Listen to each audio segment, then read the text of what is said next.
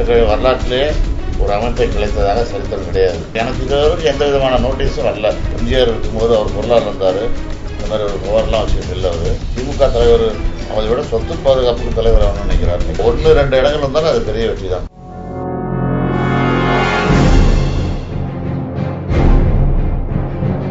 என்னை கட்சியிலேருந்து நீக்கியிருக்காங்க, சஸ்பெண்ட் செய்யப்பட்டிருக்கேன். அதனால் அதை வச்சு என்னுடைய ஆதரவாளர்கள்லாம் என்கிட்ட அதிகமாக வந்து எனக்கு ஆதரவாக செயல்படுறாங்க. அதனால் என்னிடம் பலம் இருப்பதை நம்பி அவர்கள் என்னிடத்திலே ஆதரவு கேட்டுக்கொள்கிறார்.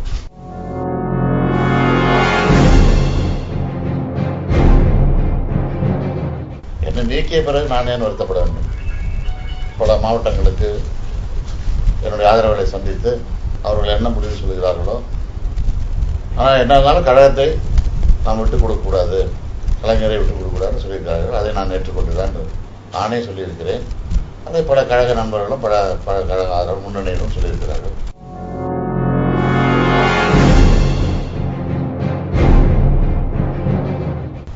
கலைஞர் சொன்னார் மன்னிப்பு கேட்டால் பரிசீலிக்கப்படும் அவர் வந்து சொல்லியிருக்காரு. எனக்கு இதுவரைக்கும் எந்த விதமான நோட்டீஸும் வரல.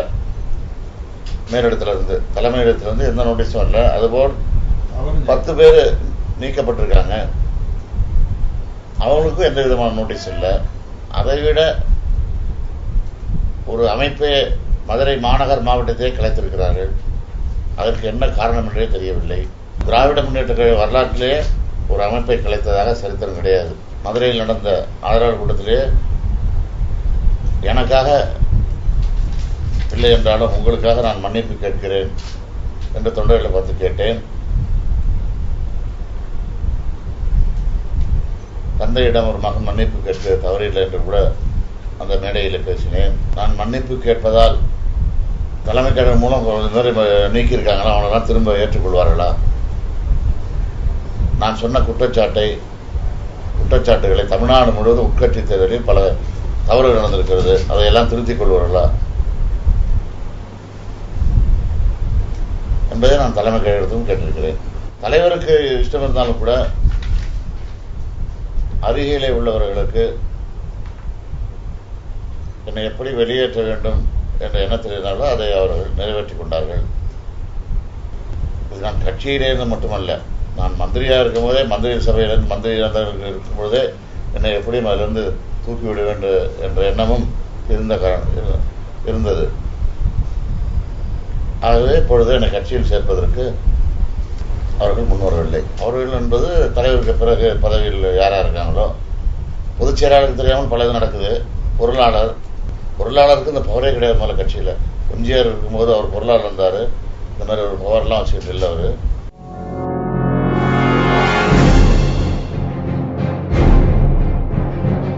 அவரே கிரியேட் பண்ணிக்கிட்டார். கூட பல ஜால்ராக்களை வைத்துக்கொண்டு, அதிமுகவில் இருந்து வந்த பல ஜால்ராக்களை வைத்துக்கொண்டு இந்த கட்சியின் தலைமையர் பொறுப்பை ஏற்பதற்காக அவர் இப்படிப்பட்ட நடவடிக்கை எல்லாம் எனக்கு இருப்பதாக தெரியவில்லை. வீரமணி போன்று அந்த பெரியாருடைய சொத்துக்களை அடைய வேண்டும் என்ற ஒரே எண்ணத்தில் தான் இப்படி செயல்படுகிறதா என்றது நான் குறை சொல்கிறேன். என்னுடைய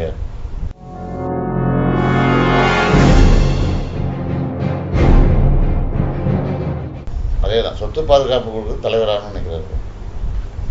திமுக தலைவர் அதை விட சொத்து பாதுகாப்புக்கு தலைவராகணும்னு நினைக்கிறேன்.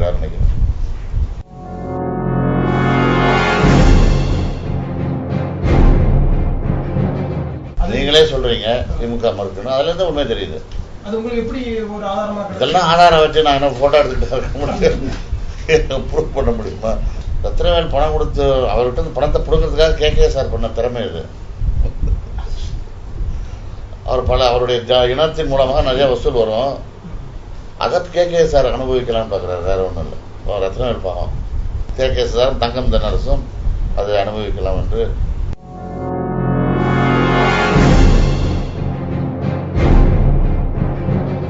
என் மூலமாக பதவிக்கு வந்தவங்கள இப்படி கட்சி அழிக்கிறாங்களே அப்படின்னு வேதனை படுறவங்க.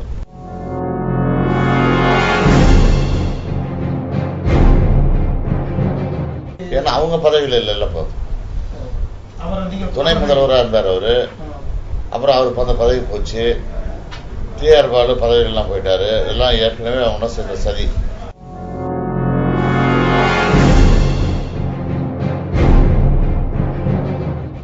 தலைவரை அவங்க வந்து மாத்திட்டாங்கல்ல. என்ன தலைவர் என்ன சொல்றதோ அதான நாங்கள் செய்ய முடியும். தலைவரை ஒரு சூழ்நிலை கைதியாக வைத்துக் கொண்டார்கள். அவரிடம் எந்த குறைகள் தமிழ்நாட்டிலிருந்து தமிழுடைய அதாவது திராவிட முன்னேற்ற கழகத்திலிருந்து பல மாவட்டங்களிலிருந்து எந்த குற்றம் குறைகள் ஃபேக்ஸ் மூலமாக அனுப்புகிறாங்களோ அதெல்லாம் அவர்கிட்ட காண்பிப்பதில்லை. அதற்கொண்டு ஒரு ஏஜென்ட் அங்கே இருக்கார், கல்யாண சுந்தரம் என்ற ஒரு ஏஜென்ட். அவர் மூலயமாக அது பொதுச் செயலாளருக்கும் போகிறதில்லை, தலைவருக்கும் போகிறதில்லை. இது நான் எங்களுடைய ஆரம்ப காலத்திலிருந்தே இருக்கிற குற்றச்சாட்டு.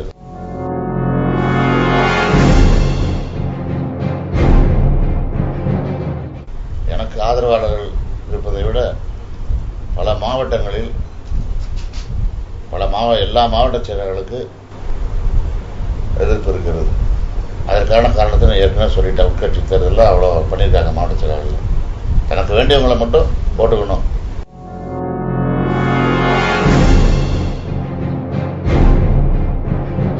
இதுக்கு வந்து எல்லா மாவட்ட செயலாளரையும் மாற்றி திருப்பியும் சுத்தப்படுத்தினது, கட்சியை சுத்தப்படுத்தணும். ஆதரவாளர்களோட அவங்களுக்கு ரொம்ப எல்லா மாவட்ட செயலாளர்களுக்கும் எதிர்ப்பாக இருக்காங்க. அந்த அளவுக்கு மாவட்ட செயலாளர்கள் குற்றம் பண்ணிட்டு இருக்காங்க.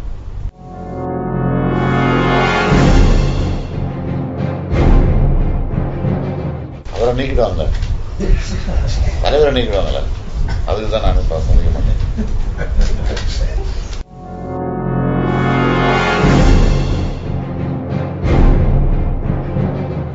கண்டிப்பா நிச்சயமா நினைச்சேன்.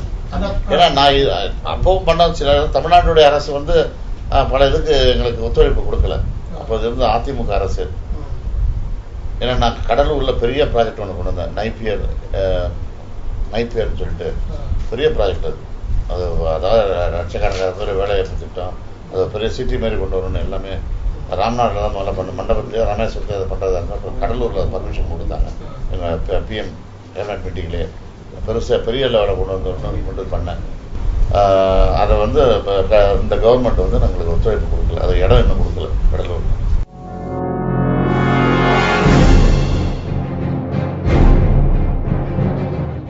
தலைவர் பண்ண சொன்னா பண்ணணும். கூட்டணியில இருந்து இந்த இலங்கை பிரச்சனை, அந்த ஜெனிவா அந்த இது தீர்மானம், அதுக்காக அதுவும் தலைவர்கிட்ட யாரும் நிர்பந்தித்து கண்டிப்பாக யாரும் இல்லை. டிஆர் பாலு அவர்கள் ஸ்டாலின் மூலமாக நிர்பந்தம் செய்தார். இரவு நேரத்தில் ஒரு கூட்டம் போட்டு 3 அமைச்சர்கள் சென்ற பின் ஒரு சின்ன கூட்டம் போட்டு இது தயாரிக்கப்பட்ட பொய்.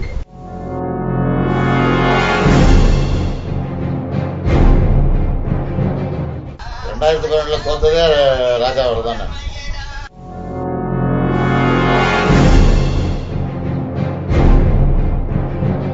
உட்காரத்துக்கு கேட்குறீங்களா? 1-2 இடங்கள் வந்தாலும் அது பெரிய வெற்றி தான்.